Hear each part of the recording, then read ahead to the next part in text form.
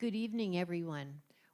I hope you're all settled down comfortably because you're going to get a wonderful story tonight by our guest. As many of you already know, Marguerite Buckley is going to be our one and only guest tonight, and we are looking forward to hearing about her wonderful, marvelous life that she has lived. And so, rather than take more time with me, I'm going to pass this over to Marguerite and let her begin. Marguerite? Good afternoon or good evening. Nice to be here to talk to you all and let you know my story. The first part is that I'm aware and you all are aware that we are not alone with our life as we start living. All along my life I've had, and I'm sure yours, you've had wonderful people that have guided you in various transactions and stages of your life. I'm going to say that we have to know our history to know who we are. And that's very true. In my case, my history, I was from 3 till 17, which I have been 17 years in a Methodist parsonage, going every 4 years into another one. And that had a very big footprint on my life in my later years. I'd gone to church all the time and had just known that was the thing to do when I got in college. One day the dean of the senior dormitories sent a note to me because I was sitting outside during church during the 11 o'clock hour. And she said, what would your father think? So I went to church the next Sunday, but I didn't stay with it because I was free. I was free from all of the restrictions and everything of living in a parsonage. But I wouldn't take anything in the world for being in that parsonage for 17 years. And it helped me in all of my life. And I still go to church today when it opens back. The Hasties take me to church every Sunday when the church is open. And I'm grateful for that. So we're not alone. And so we have to know that that's the way it is in my life too. I can't read this. It says your husband and children. Oh, my husband, well, first of all, my grandmother. She taught me so many things. And then I had a wonderful husband and 3 children, and they taught me a lot about myself. It was a great ride to have 3 children and a wonderful husband.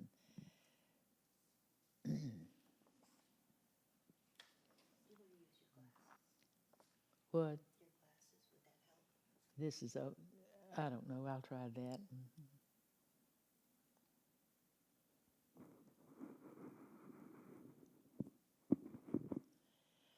I've done this.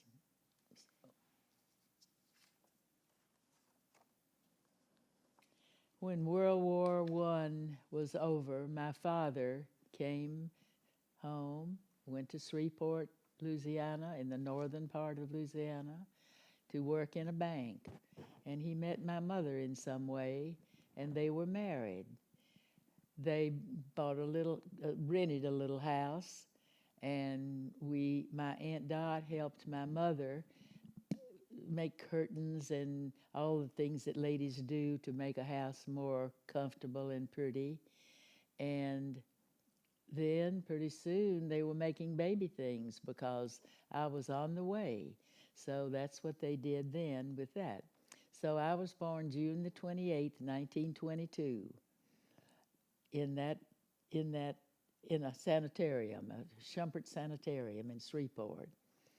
I lived part of my life there. I had many wonderful things to happen to me. One time, my Aunt Dot and my mother had a wild hare, and they said, we're gonna put you in the Louisiana State Fair in the Best Babies contest. And I was probably 2 years, 2.5 or something. And so I did, and I won it. And I got a silver loving cup, and I got my picture in the paper, and I all went over my head, of course. But they were tickled to death with their progress. And so after that, I don't know how many months, but I was I wasn't quite 3. And so my mother and daddy had never been to New Orleans. It is the largest city in the state of Louisiana. And the Mississippi River runs right down by it and dumps New Orleans. Dumps the Mississippi River in the Gulf of Mexico. And so they went, and they stayed 2 nights, and they were back. And in 2 weeks, my mother suddenly died with diphtheria. She had picked it up down there somehow in the air, or maybe touched something, and so she died. And so Daddy said, what in the world am I going to do with this child? He didn't want to leave me with my granny because she was getting older, and he didn't want to leave me with my Aunt Dot because she was kind of a floozy in a way. She was a golfer, and she was a drinker sometimes, and Daddy just wouldn't have that. And he thought of his oldest sister that was living in a home that was the parsonage of her father. Now, that her father was my father's father. And he called her, and she said, come on, bring her down. I'd love to have her. And so back in that time, if you had been a preacher a long time, you got, you were called a superannuated Methodist minister, because if you were too sick or too ill or too something to not be able to fill the pulpit, then they gave my grandfather the parsonage that he lived in, and Aunt Molly had her husband, who was a former preacher, and he had brain cancer, so she was taking care of him and her father in a big old house. And I remember they had a good well right outside the kitchen door, and they would put their butter that they churned and down in that well. And anything they wanted to keep cold, they put it down in that well, because the water was wonderful. And then I remember that they got a little refrigerator, a little wooden refrigerator, so they didn't have to do that anymore. But I stayed there 3 years, and Aunt Molly was so good to me. She taught me a lot of things, common sense things. One time she said, now, Marguerite, when you don't eat, don't keep on eating after you get full. Said, if you stop when you get full, your stomach gets full, then you won't ever have any problem with your weight. And she was as straight as a stick and thin as she could be. So I remember that and a lot of other things. But one thing they had from all the holiday preachers before, I guess they had all contributed their theology books to this place. And it was about this far from the floor, but it was books, theology books, all the way to the ceiling. And I wasn't interested, of course, but when they died, they donated them all to Centenary College in Shreveport, Louisiana, where was a Methodist school. So I remember a lot about that, and so my aunt just made life wonderful.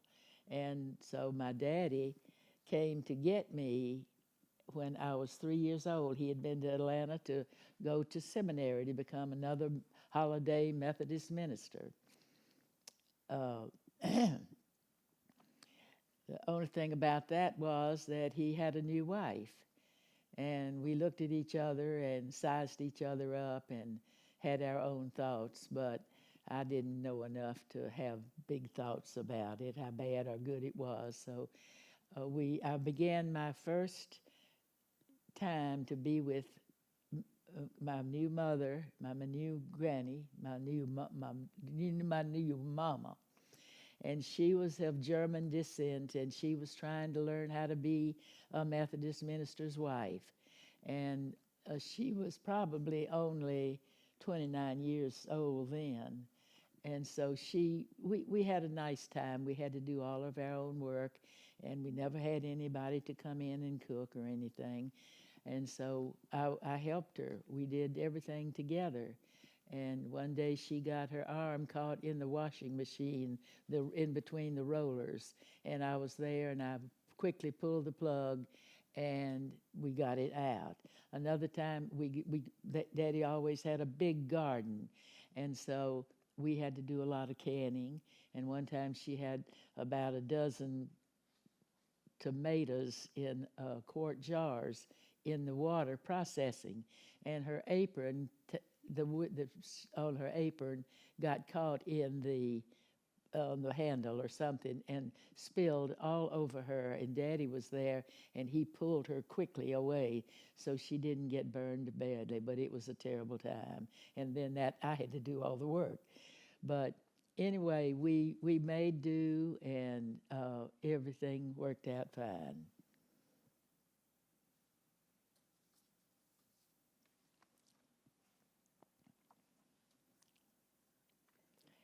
I stayed in Louisiana, northern Louisiana, all of my life. The pastors were moving, they moved every 4 years. And when you go from one church to another, the mother that was there cleaned the parsonage very well. Only one time did Mama go into a dirty parsonage, and that's because the lady was sick. So we always had a pounding. That means the women of the church would all get together and bring a pound of sugar and a pound of lard and a pound of all this thing to make Mama's first cooking spree in the new kitchen. And that way she got to know the ladies, and that made it very nice. So we moved supposedly every 4 years, but I don't think some of the times that we stayed in a parsonage. I think the first one was only 2 years, and then we went to a town named Jonesville, Louisiana, that there was south of Vicksburg in the Mississippi River.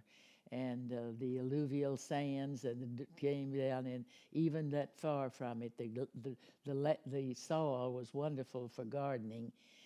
And so we were in the Depression, and so they didn't have any money to pay the preacher, so they brought things from when they killed the hogs. We would get hams and sausage.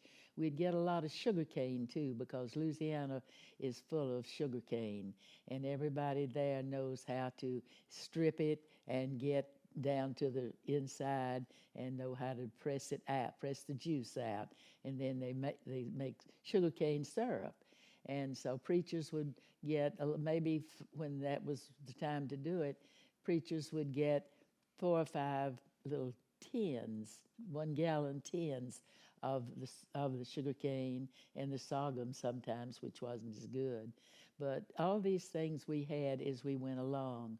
When the fruit came in, they brought fruit, and we worked on that and made, jelly and preserves and everything. So we went from Jonesville to Sterlington, Louisiana, and from Sterlington to Monroe, Louisiana, and that was in 1935, and that's when my grandmother died. And I was so sad because I had been with her every summer. My daddy dutifully took me to Louisiana to be with her, and we had a good time. I have many fond memories from my grandmother. Early on in about 1910, they had built, I think the house was built in 1890, and and her husband died about maybe a year after they did that. And she had three daughters. Elizabeth was my mother, Dorothy was the second one, and then Lorraine was the other one. So when he died, he she said, "How in the world am I going to feed and take care of these three daughters?" So she turned that house up. It was a large house with a center hall, steps going up to the second floor. And so she had made four apartments, and she did all the plumbing, she did all of everything. And she was lame for some reason, and I would walk with her to get just a few screws to put in something, or the plumbing, and she really did know how to make money. So she would go when she had some money. She would go down in a place where they had a lot of little shotgun houses, and the black people lived there. And by the time I came along with her, I would walk down there with her, and she had about 10 of those little shotgun houses. And she was lame, so she had me go up and knock on the door to get the money. Sometime they had it, and sometime the husband had been drunk all night or something, and something happened to the money. So then my granny would say, "We've got to go back and make double next time." And the wife knew that. So then we would go and have a breakfast at a little cafe and spend a little bit of money and then walk home. Another time she would walk 20 blocks to get something that she needed for taking care of those apartments, and I would walk with her, and couldn't walk very fast because her leg was lame. So we would get back and have nice things and to eat, and she was a good cook. She had fig trees, so I would climb and get the figs from the fig tree, and then bring them, and we would make fig preserves out of them. And then she would go to this little store up on Jordan Street, and she would get a pack of yeast, and she would make beautiful rolls, and we had real butter, and we ate those fig preserves with a passion. It was just everything she did was good, and that was part of the one day. Another thing that I remember, an old straggly cat came by, and now all this time my grandmother was living. She built a little lean-to apartment for her on the back of her house, and since she had lost all the house, they had the apartments in the house. And so this scraggly cat came, and so Granny said that she fed her. And so one day she said, "We're going to take a walk to the park." And so we took a walk. We walked slowly, and we had a little picnic when we got there, and the cat ran around, and so we said, "Well, it's time to go." And we went, and most of you know that have cats, you probably know the ending of this story, because the cat met us at the door. He had run home so fast, and until he was there before we were. And so we just did lots of things. She read the tea leaves, and this was time of Lindbergh's baby being taken, and she sat there and read the tea leaves, and she could tell where his baby was. And she would tell me, and she would look, and she'd move it, and then she'd look. She says, "I know exactly where he is," and that's where he was. So she was smart, and I loved her to death, and I was so sorry that I didn't have her anymore. But I was getting to be 12 years old, and we moved to a little town of 1,200 people, and I started school. And I helped my mama do all the stuff, the work, and we worked together, and she was a terrific person, and I didn't think she was so hot when I was a teenager, but she helped me a lot with being a teenager. And so there was a Jewish boy that was kind of sidling up to me, and I think I was looking for love because Daddy was pretty strict. He never hugged me or said "Good job, Marguerite," or that I remember. And so I was, I was just, and they started their family of 4 boys, and I just was not part of that group, part of that family. I felt not like I wasn't. So when he asked me, he said, "Everybody's going to the honky tonk, and I want you to go with me." And so the idea that idea that someone wanted me to go somewhere with them was thrilled me to death. And so I was I didn't know what was happening to my body, but I knew something. And finally, they said, "Well, it's hormones." Well, I wouldn't practice the piano that my stepmother, was trying to teach me. I wouldn't practice, so she wouldn't teach me anymore. I was thinking about boys, and I did go to the honky tonk, and I told him, I said, "Meet me at the corner." I slipped out of my front window of the parsonage, met him at the corner. We walked to the honky tonk and got in. We were about the last two that uh, got a seat fairly close to the back. And 15 minutes later, 3 big burly cops came in and raided the place. And everybody that could get out the back door did, and I think we were the last two, but we made it out and we got home. I got to the corner and I said, "That's the most fun I've ever had in my whole life." And so next morning the telephone rang at 7 o'clock. "Reverend Holliday, I have some information that I think you need to know." "Well, what is that, Miss So-and-so?" "Well, your daughter slipped out of the front door, out of the window. I saw it. I was walking my dog, and she met a boy at the corner, and they left, and they went, God knows, they went somewhere, but God knows where they went." And and then they came back, and I was walking my dog again, and I saw the whole thing. And so I think you need to know that information, and that's why I'm calling you. Thank you, ma'am. So I was grounded till the end of school. And I coped. It was my fault. I knew it. I earned it. And it was a long time. But the hit parade was on the radio about that time, and that was good on Saturday night. I would write down the words, I would and memorize them and sing them along with them, and so pretty soon it was time to go to the junior senior prom.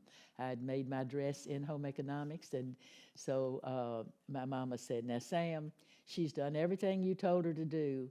And I think that you ought to call that man that's in our church that's got a boy in her class and ask him to see if the boy will take her to the junior senior prom."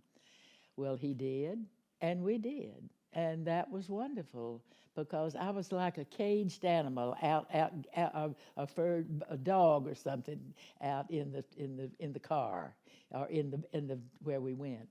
So that was good, and then Daddy took me to my granny's, and for the summer.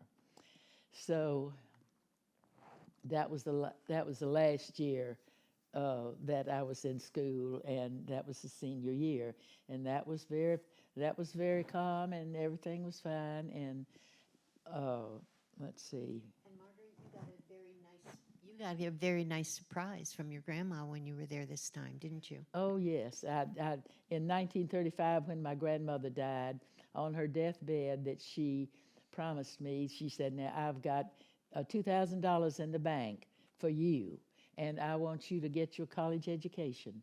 And I said, "Yes, ma'am, I promise." And I did. And so that'll come later. But it was Depression time. This was 1939, and the Depression had diminished some, but most people in Louisiana hadn't recovered so soon, and so they always sent their children to the state school, Louisiana State School, just like VPI. and all the other states did copied it and did the same thing. So that made a lot of people get an education that wouldn't have had. So I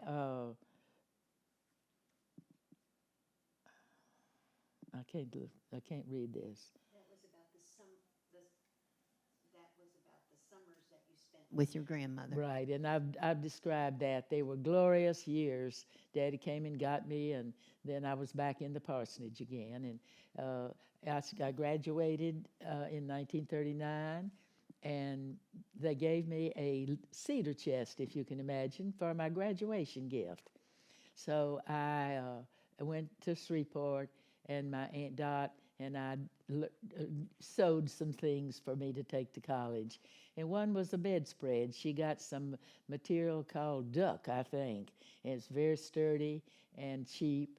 And so she taught me how to take a big-eyed needle and some thread that was thick and go up and down and make. And she had a pattern. She put a pattern on there, and I followed the pattern, and I made my bedspread with my initials, and I was real proud of that. And she hemmed it, and that was my bedspread all the time, you know, when I went to Tech.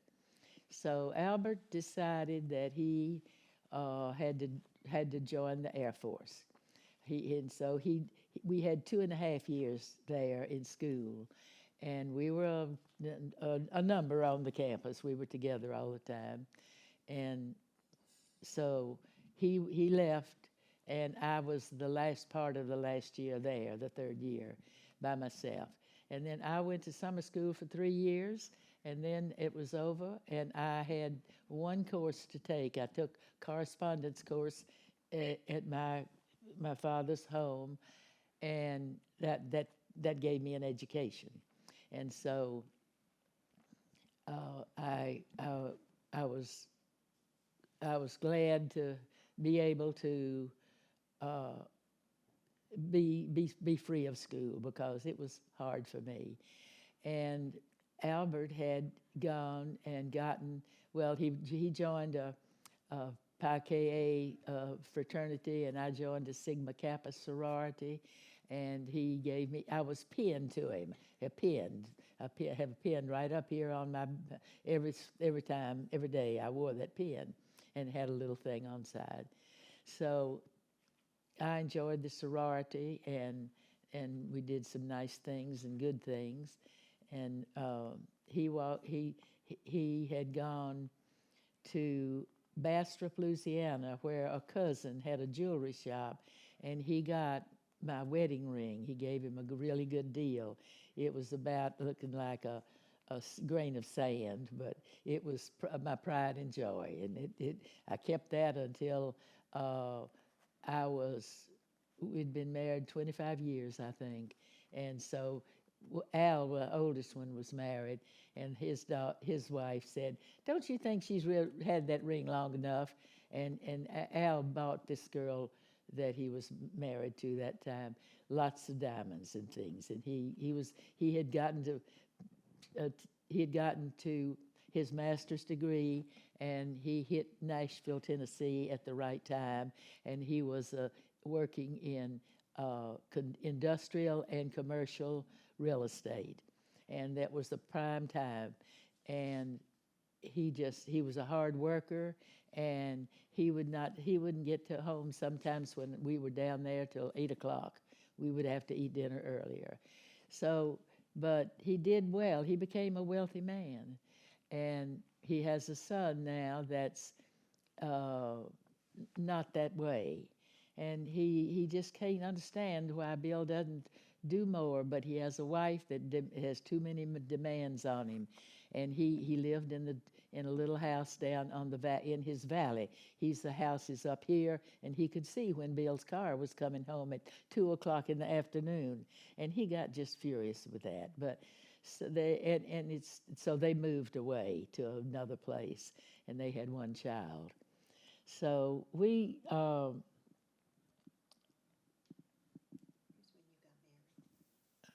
Yeah, okay.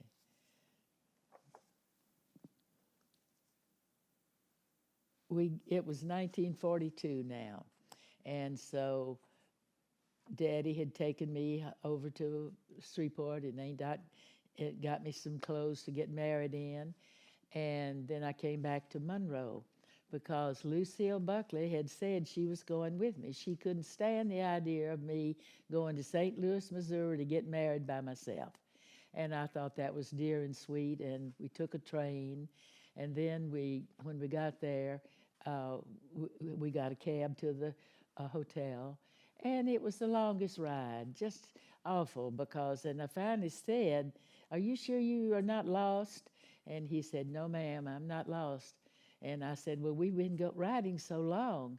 He said, "Yes." I said, "Ma'am, I'm from Louisiana, and I haven't heard anybody talk like you and your mother talk in a long time. And this trip is on me. This is your wedding present."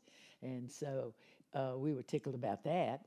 So we got there and went to the hotel, and then the next day we were married in the Centenary Methodist Church, and we took Miss Buckley back to the train station the next two or 3 days, and Albert had gotten a little room for me near the station, near the Parks Air College, and we had three weeks to go, and so we had just enough money to get his uniforms out of the cleaner, and two trips to Monroe, Louisiana on the bus, and one for me to go to Hot Springs, Arkansas to begin teaching school.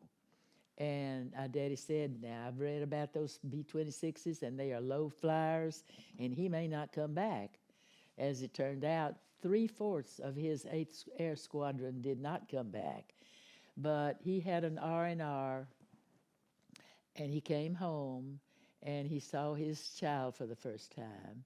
And we went in there, and he was asleep, and I woke him up because I wanted him to see all the cute things that he was doing. Well, this guy was not interested in that baby doing cute things. He was one thing on his mind. He was getting me into bed. So that turned out all right, and we went to Atlantic City, New Jersey, and we had a lovely time. We were in a fine hotel, and when they got ready to pay the bill, they was only like $1.50 a night.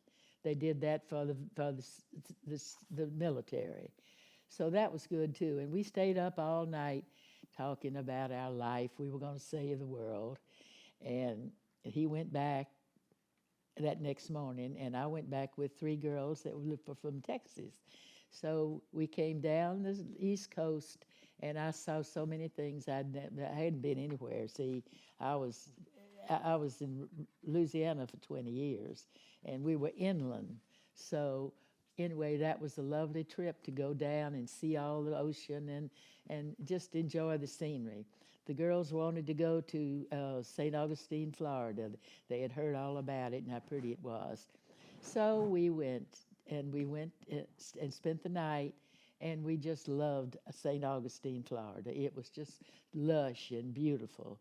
So we got in the car the next morning and drove to Louisiana. They dropped me off, and they went on to Texas. I stayed with Louisiana. I think I can go that other here. Another thing, I forgot what I was going to say. Did you work when you were in Texas? Oh yes. Oh, that's right. I didn't do that. He wanted me to come to see him at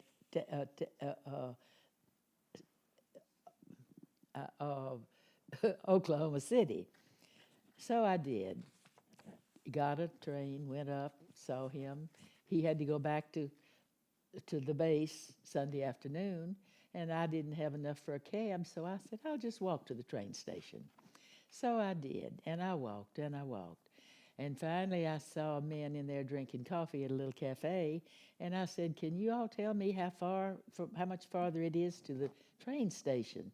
"Oh, it's a good ways. It's a long way. You just stay on this sidewalk, and you'll run right into it." What he didn't say that we had to go through the red light district, and I started walking, and I heard these steps coming closer to me and closer to me. And he caught up with me, and he was an older man. And he said, "Give me your bag." And I said, "No." And he said, "I said, give me your bag." I handed it over. And we walked, didn't say a word, all the way across in front of the red light district. And I saw what it was, girls hanging out the window, and it was red lights. So I he walked to the train station with me, and he went over to sit where the trains would leave. I went to the brightest place I could do and sit and I sat up near the concierge or the people where it was bright and light. So when they announced my train, he got up and left. And I went over and got my bag and got on the train. And I call that a God's thing because it could have been so different. And I just was happy as I could be. So then Albert wanted me to go to Lubbock, Texas with him. And I'd been teaching 2 months. I said, "Okay, I'll try." So I went into the principal's office, and she hit the ceiling. She was furious at me. Said, "You haven't been here but 2 months, and I have no idea that I can get anyone to take your place at this late date. Come back next week, and I'll see what I can do." She was a different lady. She was kind. She said, "Oh, I found someone to take your place, and I want to apologize for my unprofessional attitude to you that last day, and I'm not too old to." I'll cry. I'll tear up here, because she said, "I'm not too old to remember young love, especially at wartime." And she hugged me and said, "You have my blessings, child." Called me a child. I was 20, I guess. Yeah, I was. So I went on the troop train. Other wives that were going down there did. And we got there, and we got an apartment right at the Texas Tech campus. And they were not real nice apartments, but I went 20 blocks. I walked to go to get a job at the largest department store I'd ever seen. It was called Hemphill Wells, and I worked there the entire time of the time that we were there, which was generally around 3 months. And they gave me the job of wrapping Christmas presents. So I learned how to wrap Christmas presents. And then they would give me jobs. They knew I was temporary, so they just filled me in different places. And I enjoyed it. And I got in the jewelry department. And that was interesting. So I had to learn to get to work during a sandstorm. Sandstorms were terrible. And so I had to get a hat and a mask like we are wearing today in the COVID, and something for my ears and nose. That's what that was. So I did that, and that was fine. And so this next time was the last tour of duty. And since it was the last one, they asked them to choose where they would like to go. And so Albert said he wanted to go to Shreveport, Louisiana. And that was good with me because my Aunt Dot was living in my granny's apartment. So we had to go to a small apartment before we could get in the big house. They had put 4 cadets together with their wives in one of the large general's houses, I think. And we went to that little apartment, and Albert he rode the bus to the Barksdale Airfield, and this lady came to do the housekeeping. And she took one look at me, and she said, "You is in the family way." I said, "What are you talking about?" I says, "You is in the family way, and we know about things like that." And so I thought, dear God, he's getting ready to go overseas and I'm pregnant. And I didn't believe her because I didn't know. So I had to get a bus to go back to Barksdale Airfield. And I got so sick at my stomach. And as soon as the bus driver stopped, I got out of there and found a ditch and emptied my stomach. So I realized that I was pregnant. So we enjoyed staying. The girls would do things. We would cook at night, and the men would go. And I'll see if I left anything out. I don't. It's just about the sandstorms. I didn't hear you. This one is just about the sandstorms. Okay, are we through? Oh, We have a couple more here. okay. And these are go over there. Okay. This is Okay. when Al came back home. Yes. So Albert was able to fly. He was going up to Reykjavik, Iceland, because that was on the way to England, I guess, and what they were supposed to do. So he saw his father's rural mail carrier car, and he buzzed him. And this is another time I tear up because I know they thought they would never see each other anymore. But he buzzed him, and then he flapped his wings and said goodbye.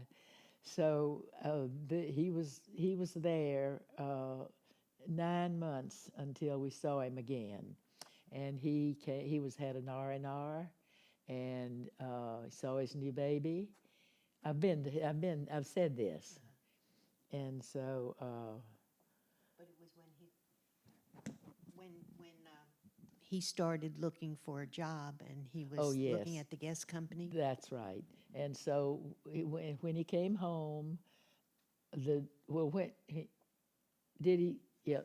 I talk about the cushy job he got when he went back from being on the R&R? No. Why don't you Okay. start When that? he got back, the general said, Buckley, I'm not putting you back in combat. You have flown 52 missions, and that's over and beyond the call of duty. I'm putting you in a cushy job. You are going to fly the generals and the top brass to Scotland to get good scotch for their wives and mistresses, he said. And you're going to go to Ireland to get nice linens to take home to your wife. Well, the people that fly the planes that said, now, Buckley, you don't dare take this plane up. You don't do it. We've seen the weather between here and Scotland, and it's going to be terrible. And I just forbid you to go. So the general said, the general said that they don't want me to fly this plane tonight, and I don't want to fly it either. So he just stopped him, and he said, fly the plane, GD, and it's just pull rank on him right then. So he flew the plane because he was a general, and he had to. So about halfway there, the weather was just intolerable. Even hail, I think, and lightning and thunder. So he radioed ahead and got a place to put the plane down and spend the night. And so he turned to the general and said, now, General, I don't want to die tonight, and I don't think you want to die tonight. And so I've got this plane, I'm putting this plane down, and we're going to stay the night. You can get a drink and some supper and a nice bed, and the restaurant is supposed to be sunny in the morning. And this is what, he didn't say a word, but Albert said, this is the way he did. He knew he was wrong to have forced him to fly that way. So then the war was just about over, and he came home, and he went back to United Gas Company to get a job because he had worked there high school, and so they sent him to Austin, Texas, to get his education finished. And so I took my child with me, and I got pregnant again, And we moved back when he got his degree. We moved back to my granny's apartment that was vacant. And the second child, Don, we named him Donald for my granny Donald. And we were in her place, her apartment. And we bought a house. We stayed there about maybe 3 months, and we bought a house. And so we hadn't been in that house but about 2 weeks when Albert got a telephone call from a childhood friend that had been friends all through school. And he said, "Now I am working for a company called Ford, Bacon and Davis, and we are laying the gas pipeline to Roanoke, Virginia. And they have said they don't know anything at all about natural gas. And I thought of you. And I thought this would be a good place for you." Well, Albert was tickled to death because he'd been going out from home every Monday morning and not coming back until Friday, going through small gas companies in the Metro New Orleans place, the area. And so they sent him a plane. He was interviewed by the attorney of the Roanoke Gas Company, and they had lunch, and then they got down to business. And so he looked old to Albert, who was just 30 years old. And he had glasses down on his nose, and he looked old. So he said, "Now, will you do this, this, this, this, and this for this salary?" And Albert said, "Hell no." And he said, "By golly, you're enough of a son of a bitch, I'm hiring you." And he was his mentor until he died. And so we packed up in 1950, drove with two boys, and we'd never seen the mountains, and we stopped at most of the side places that we could look over the gullies and look over the beautiful things that we had never seen before. So we got there and we rented a house, and then we bought a house, and it was 2 stories, and that's how, when I found out I was pregnant with my 3rd child. So we stayed in that house for about 3 years, and my daughter Melinda was born, but she was about 3 years old when we bought another 1-floor plan house, two level house. The one we had in that first was stacked on top of each other. It was that kind of house. And so we lived there 44 years, raised our children. They all graduated, and Al joined the Marine Corps. Donald was coming back. We tried to have them 4 years apart because we thought that would be get one out of college before the other one would get there. That didn't always work out. But so we, let's see. And Oh, Marguerite, can you tell us when you first came to Covenant Woods? I don't have my mic on. It is on. Marguerite? Is it on? It's on, but it's not. Okay. It's not Hello. working. Marguerite, can you tell us a little bit about when you first came to Covenant Woods? Yes, I can. We lived in that house 44 years. As I said, raised our children. I went to teaching when Melinda was in the 3rd grade. I taught home economics 33 years.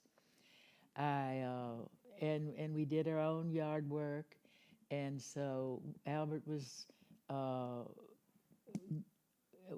he was up going through the ranks at the gas company, and in the 70s he was made a president, and in 80 he retired, and so they had given him a beautiful prize of going to 2 weeks in Scotland, so he could play St. Andrews that he wanted to play.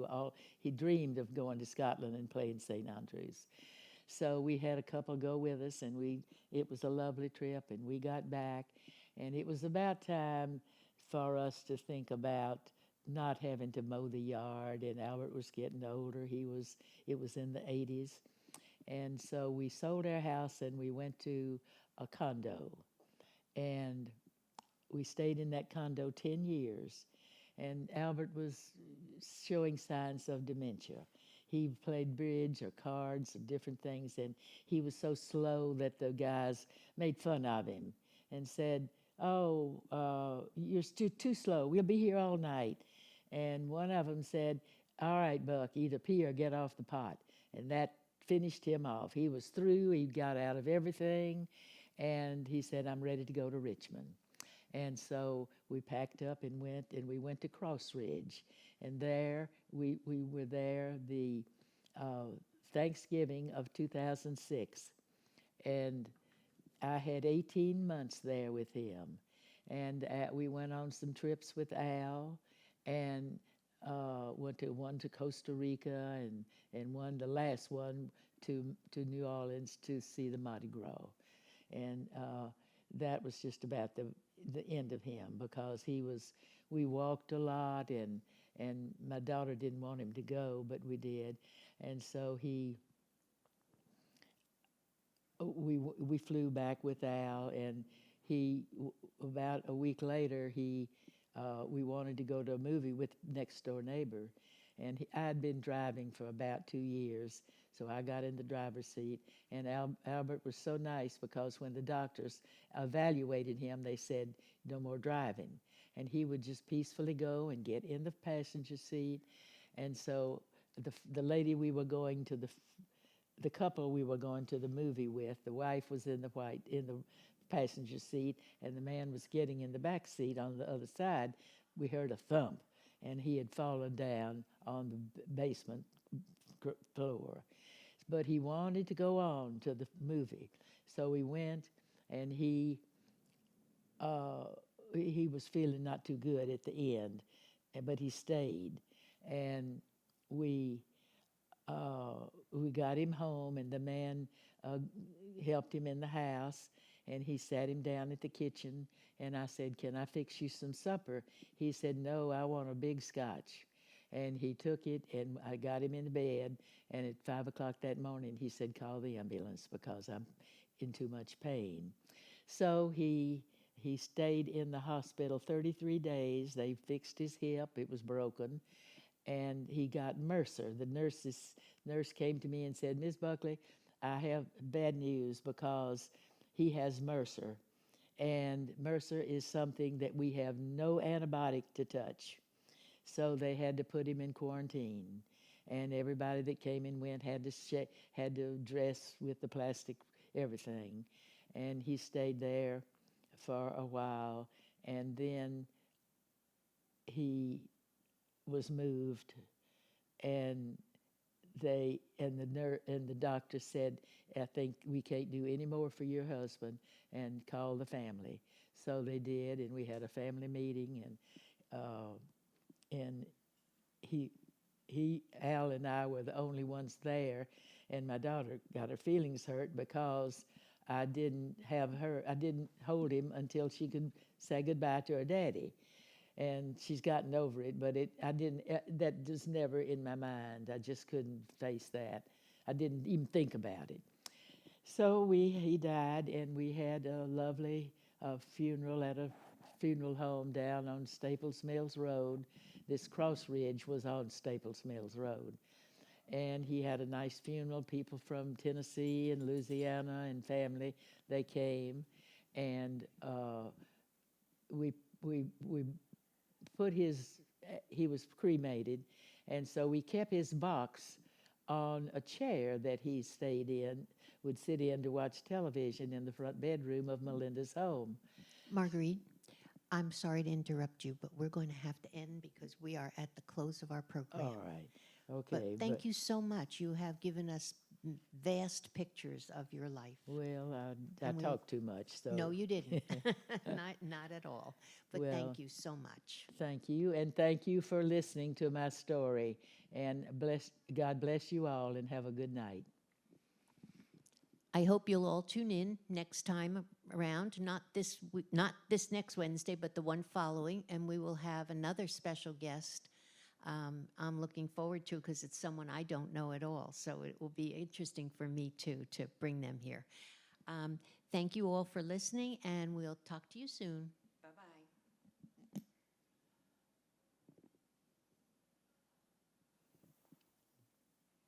Do I turn this off now?